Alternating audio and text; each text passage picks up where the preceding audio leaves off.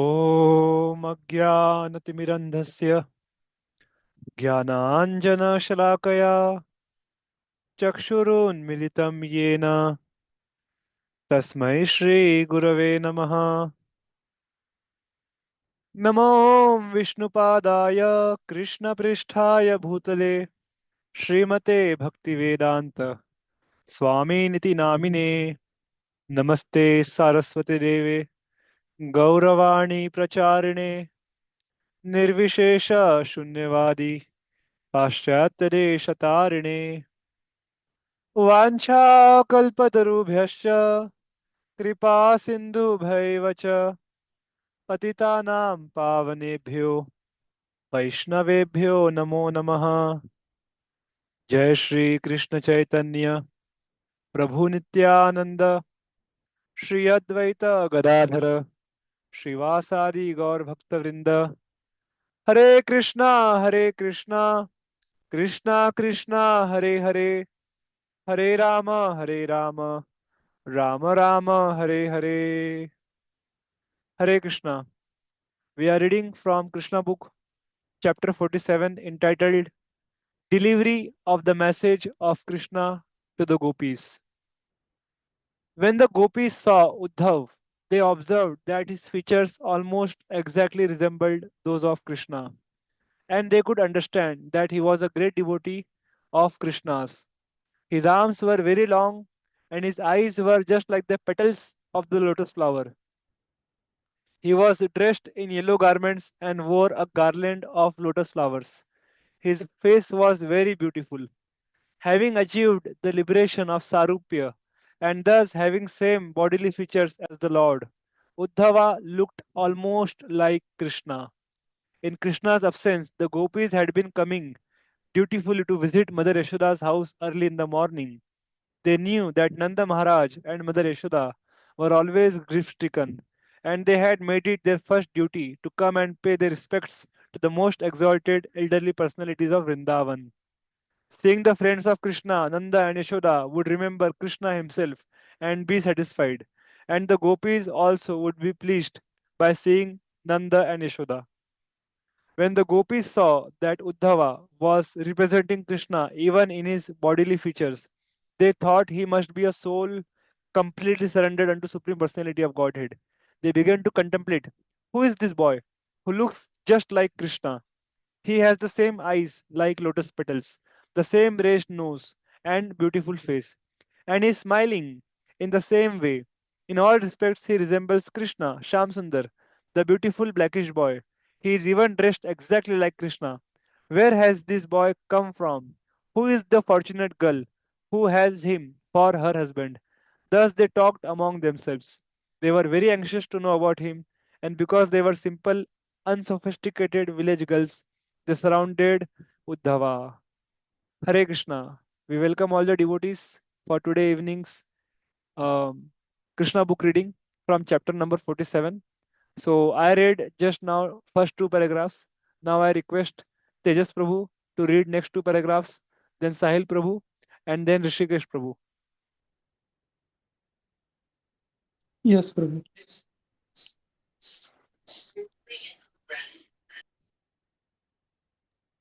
When the gopis understood that Uddhav had a message from Krishna, they became very happy and called him to a secluded place and offered him a nice sitting place.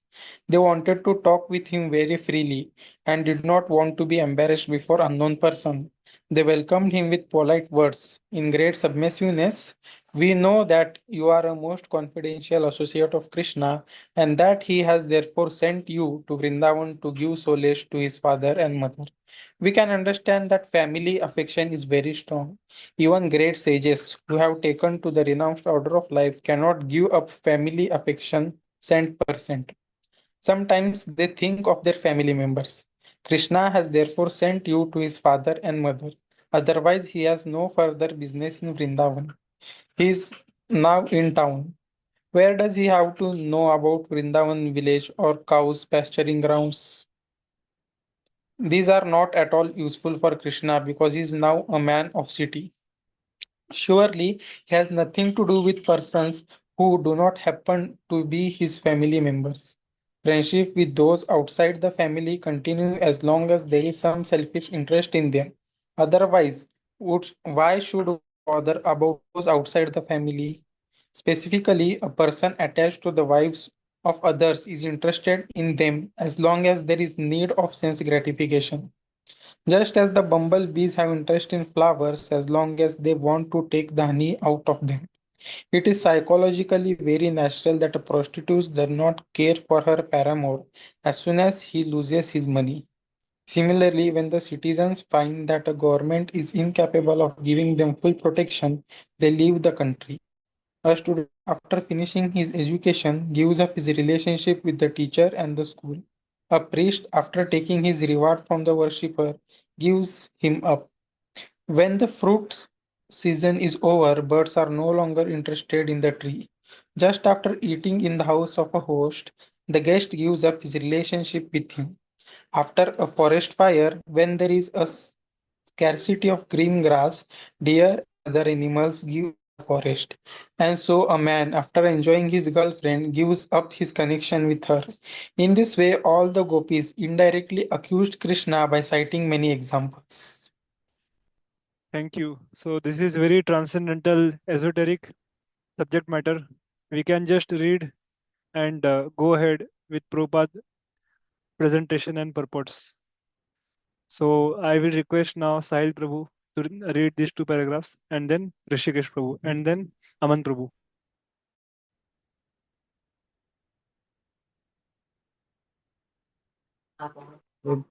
Okay. Uddhava understood that the gopis of Vrindavan were all simply absorbed in the thought of Krishna and his childhood activities. While talking about Krishna with Uddhava, they forgot all about their household business. They even forgot about themselves as their interest in Krishna increased more and more. One of the gopis, namely Śrīmatī Rādhārāṇī, was so much absorbed in the thoughts of Krishna by dint of her personal touch with him that she actually began to talk with a bumblebee which was flying there and trying to touch her lotus feet. While the other gopis were talking with Krishna's messenger Uddhava, Śrīmatī Rādhārāṇī took that bumblebee to be a messenger from Krishna and began to talk with it as follows: Bumblebee, you are accustomed to drinking honey from flower to flower, and therefore you have preferred to be a messenger of Krishna, who is of the same nature. I can see on your mustaches the red mere flower garland of Krishna, while it was pressed against the breasts of some my competitor. You feel very proud because of having touched that garland, and your mustaches have become reddish. You have come here carrying a message for me, anxious to touch my feet. But my dear Bumblebee, let me warn you, don't touch me. I don't want any messages from your unreliable master. You are the unreliable servant of an unreliable master. Yes. So this is the Bhramar Geet, what I was telling yesterday, the song by Srimati Radharani. So she is indirectly addressing Uddhava as a bumblebee. So this is again very very deep, esoteric, highly elevated discussion which Radharani is doing with the bumblebee. We can just read Prabhupada purports and go ahead. Rishikesh Prabhu, please read next two paragraphs. It it may be that Srimati Radharani purposely addressed the bumblebee sarcastically in order to indirectly criticize the messenger Uddhava.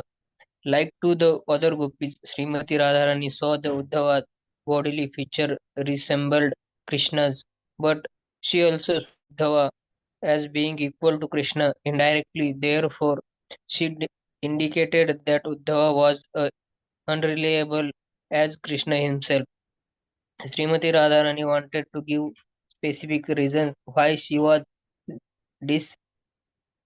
dissatisfied with Krishna and his messenger. She addressed the bumblebee. You, your master Krishna is exactly of your quality. Sit down on a flower, and after tasting a little honey, you immediately fly away and sit on another flower and taste. Similarly, only once did your master Krishna give me the chance to taste the touch of his lips, and then he left me al- altogether. I know also that the goddess of fortune, Lakshmi, who is always in the midst of the lotus flower, is constantly engaged in Krishna's service, but I do not know how she has become captivated by Krishna and why she is so much attached to Krishna. Although she knows his actual character, maybe she is so much captivated by Krishna's sweet word that she cannot understand his real character. As far as we are concerned, we are more intelligent than the goddess of fortune. We are not going to be cheated anyone anymore by Krishna or his messengers. Thank you. Aman Prabhu,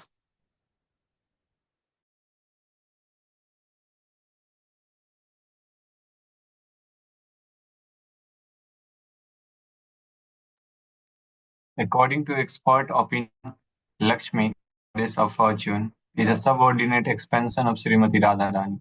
As Krishna has numerous expansions of Vishnu's Murti, so his pleasure potency, Radharani, also has innumerable expansions of goddess of fortune.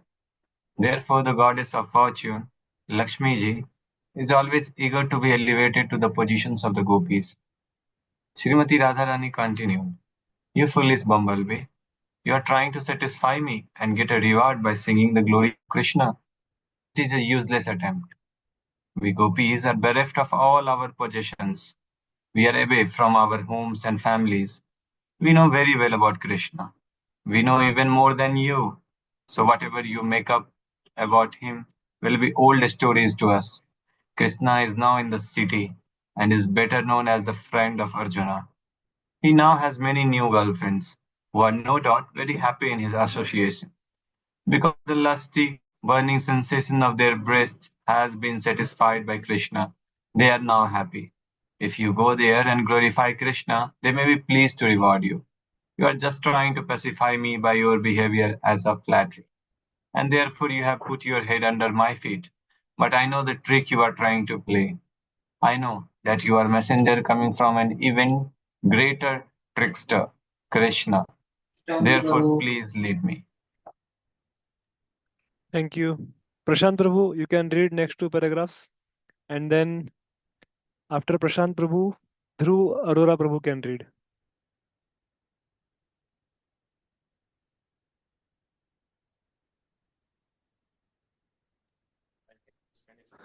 You can see I my can screen? understand. Yes, Yeah, yes, go yes. ahead. I can understand that you are expert in reuniting two opposing parties. But at the same time, you must know that I cannot place my reliance upon you, nor upon your master. Krishna, we left our husbands, children, and relatives only for Krishna. Yet he did not feel any obligation in exchange.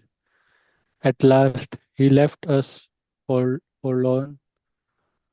Do you think we can place our faith in that Krishna cannot live for a moment without the association of young women?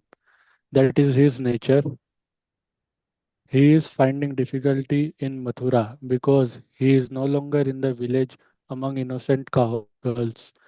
He is in uh, aristocratic society and must be feeling difficulty in making friendship uh, with other young girls. Perhaps you have come here to converse again or to take us there. But why should Krishna expect us to go there? He greatly qualified to entice all other girls, not only in Vrindavan or Mathura, but all over the universe. His wonderfully and enchanting smile is so attractive, and the movements of his eyebrows are so beautiful that he can call for any woman from the heavenly, middle, or plutonic planets. Even Mahalakshmi, the greatest of all the goddesses of fortune, hankers to render him some service. In comparison to all these women of the universe, what are we? We are very insignificant. Krishna advertises himself as magnanimous, and he is praised by great saints. His qualification would be perfectly utilized if he, he would only show us some mercy. For we are so much downtrodden and neglected by him. You, poor messenger, you are only a less intelligent servant. You do not know how much about Krishna, how ungrateful and hard-hearted he has been, not only in this life but in his previous lives also.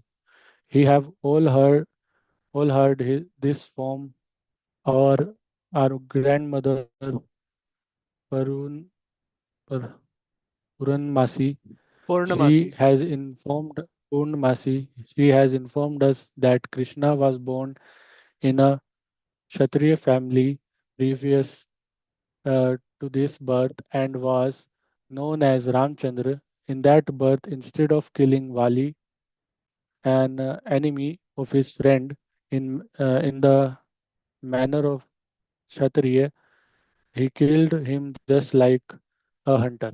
A hunter takes a secure hiding place and then kills an animal without facing it. So Lord Ramchandra as a Kshatriya should have fought with Bali face to face, but ins- inst- instigated by his friend, he killed him from behind a tree. Thus, he deviated from the religious principles of Kshatriya.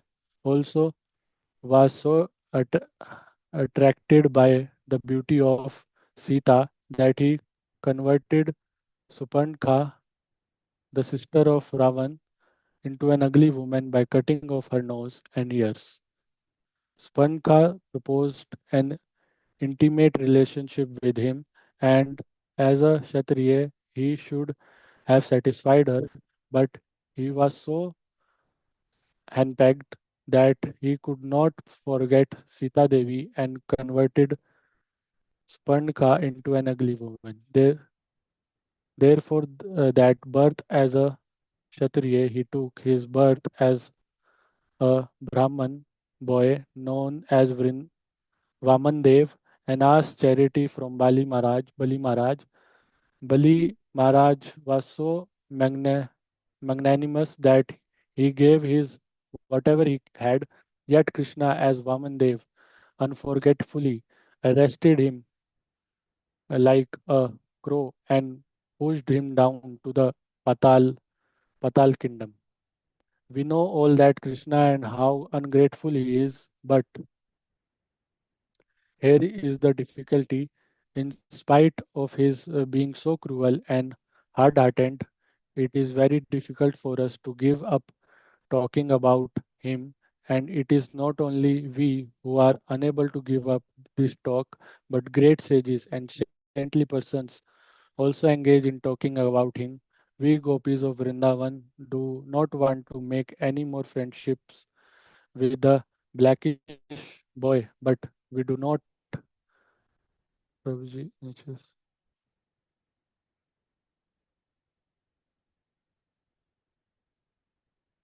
scroll करो.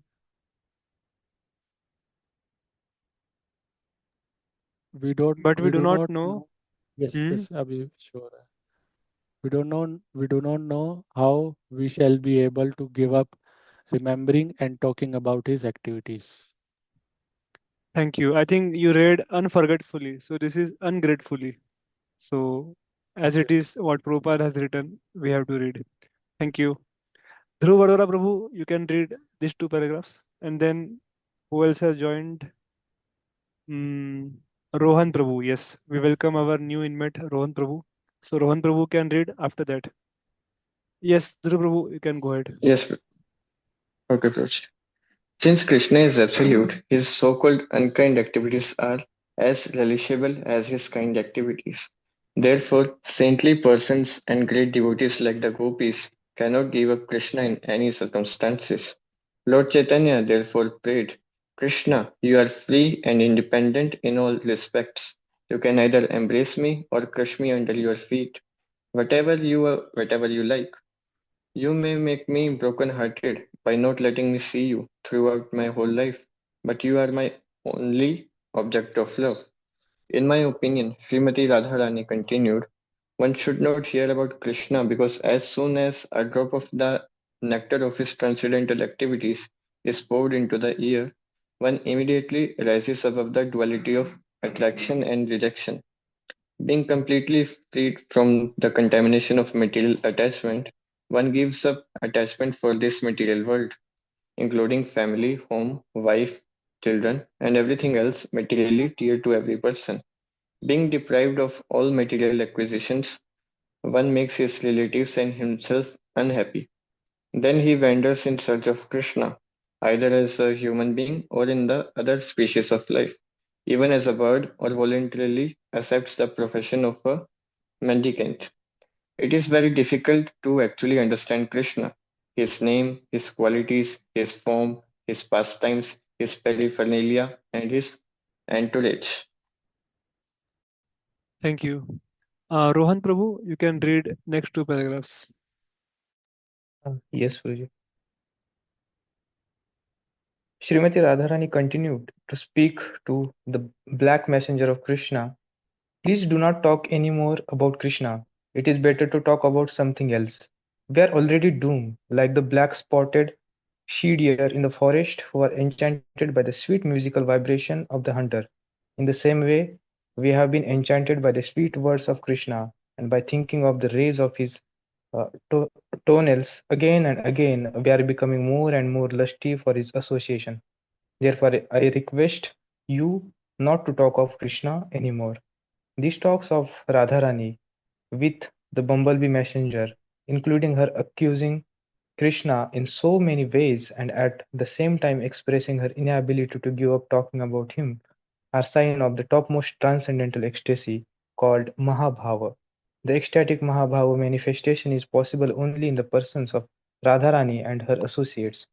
Great acharyas like Srila Rupa Goswami and Vishwanath Chakravarti Thakur have analyzed these Mahabhava speeches of Srimati Radharani and described their different varieties such as uh, Udghurna and or bewilderment and Jalpa Prajalpa or talking in different ways.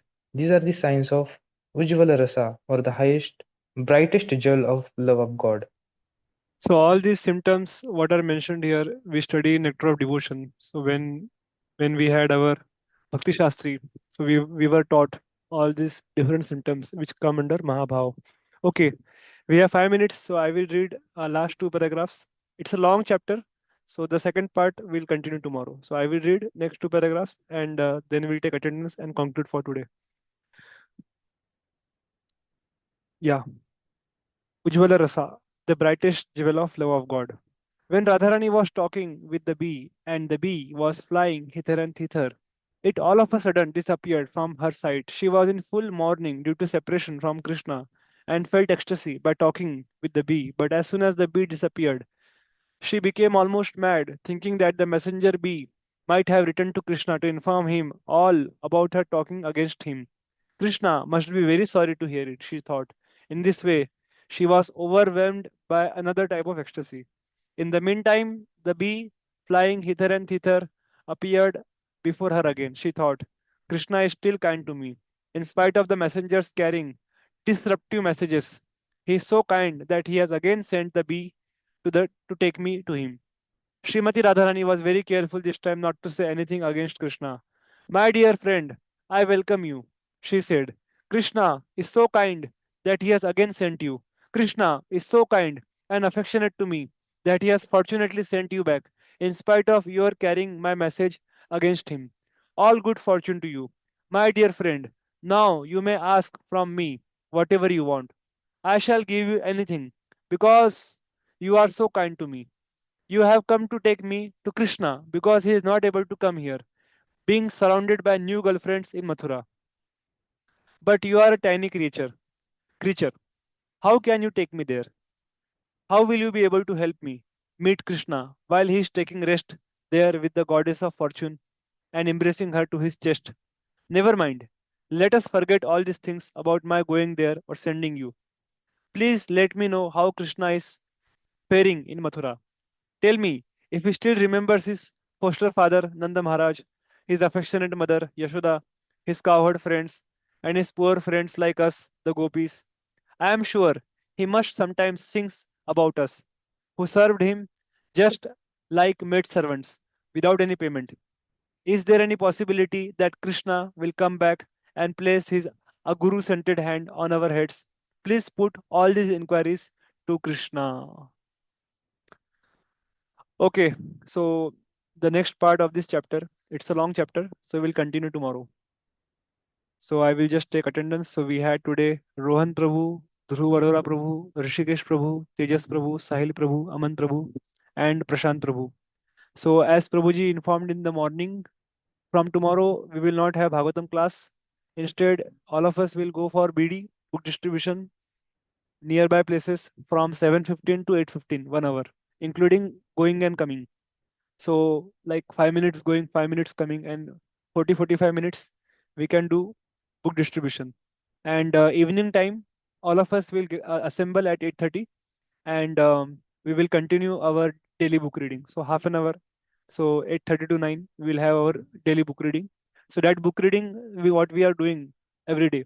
This will be our Bhagavatam class for next 1 month till the time the winter camp starts in NVCC and BD is going on. So please tell all your roommates who are not present today, Dheeraj Prabhu, Dhruv Prabhu, and others. They should also come and attend the meetings. I will also tell my roommates, Ram Prabhu, Vrajnayak Krishna Prabhu. All of us should attend because morning we are going for book distribution. So for our own nourishment, we should attend evening book reading of Prabhupada books. Thank you all once again very much. Now it's 9 o'clock. Devotees can take rest early. Tomorrow is Ekadashi. So let's come together for Ekadashi morning Mangalarti. And after that, tomorrow we'll go for book distribution after finishing our rounds. Thank you all very much. Shri Krishna Bhagwan ki jai. Srila Prabhupada Yeah. ki jai. Shri Vrindavan Dham ki jai. Samved Gaur Bhakta Vrinda ki jai.